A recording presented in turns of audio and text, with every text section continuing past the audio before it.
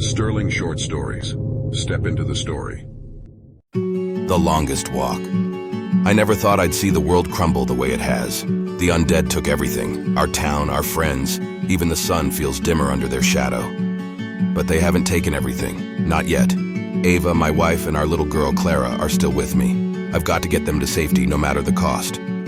We've been walking for days, stopping in different places for supplies.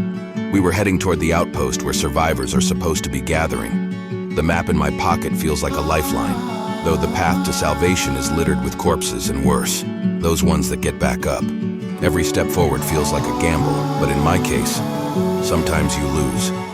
I let my guard down for a second, then it happened. We were just outside of the city limits in an old abandoned gas station. We were just about to leave. I stepped out the old gas station's shattered glass door, thinking Ava was behind me. I turned to talk to her, only it wasn't there. I didn't even hear the bastard sneak up behind me. I wasn't quick enough. Its gnarled fingers grazing my arm before I managed to shove it off and crush its skull with my crowbar. I glanced at my arm and saw it, 2 shallow scratches. My stomach twisted, but I forced a smile as I turned back to them. Just a scratch. I struggled to fix a lying smirk on my face, kneeling down to pick up Clara's teddy bear. She came down on one knee looking to help me up. Such a good kid. She has been so brave through all of this. And her mother, well, I wouldn't be half the man I am today without her. They don't deserve this. I had to get them to safety. I would get them to safety. We kept moving. Every step burned, not from exhaustion, but from the guilt clawing at my insides. I couldn't tell them. Not yet. They needed me to stay strong, to guide them through this nightmare. I told myself I'd find a way. Maybe the outpost would have a cure, but hell, even I didn't believe that. But maybe I could hold it off just long enough. The infection spread faster than I expected. At first, it was a dull ache, easy to ignore. Then came the fever, the pounding in my skull, the flashes of rage I barely suppressed. But Ava, she never said a word. She looked at me with the same fierce determination, as if she didn't notice the sweat pouring down my face or the way my grip tightened too hard on the crowbar. And not to mention the hunger. I couldn't bear to look at them, my mouth watered. The scent of flesh called to me, but I had to restrain myself. I had to keep distance. "We are almost there," I whispered. By the time we reached the outskirts of the safe zone, I knew I didn't have much time left. The walls were in sight, and beyond them I could hear the faint hum of generators and what sounded like human voices.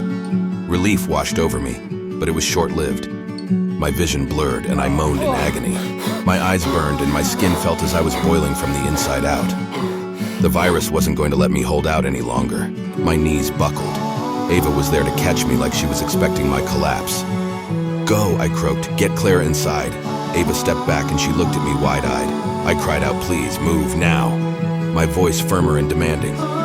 But she didn't move. Instead, she knelt beside me, cradling my face. "I knew," she whispered, her voice trembling but steady. "I knew the moment it happened." My breath caught in my throat. "Why didn't you say anything?" "Because you needed to believe you could make it," she said, tears streaming down her face. "And we needed you to get us here." Just then, Clara ran full sprint and hugged me, her eyes locked with mine, and they were filled with tears. She had also known. As the three of us held each other for that moment, I forgot about the virus, the zombies, the world. Nothing mattered. I was the luckiest man alive. But then, I felt the change coming. The hunger, the uncontrollable need to rip and tear. I screamed with the last bit of humanity I had left. "Ava, I can't fight it anymore."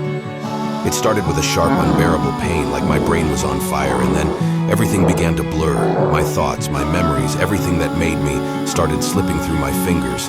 I tried to hold on, to scream, but my voice wouldn't obey. "Ava, please, hurry." She nodded, her hands shaking as she reached for the knife at her belt. Clara turned around and covered her eyes. Ava gripped the knife tightly, raised it over her head. "I love you," she said, her voice breaking, "and I'm so proud of you." I closed my eyes, clinging to her words as the darkness consumed me. The last thing I felt was her hand on my cheek, and then, no pain, no fear, not even happiness, nothing. Ava and Clara made their way to the safe zone's gates, but when they reached, Ava paused, holding her palm on Clara's shoulder, stopping her. She thought to herself, "That's strange, no security or guards." She slowly slid the large wooden gate open, but instead of human faces, she was greeted by the familiar faces of no other than the undead. Like and subscribe to Sterling Short Stories on YouTube, but only if you dare. Sterling Short Stories. Step into the story.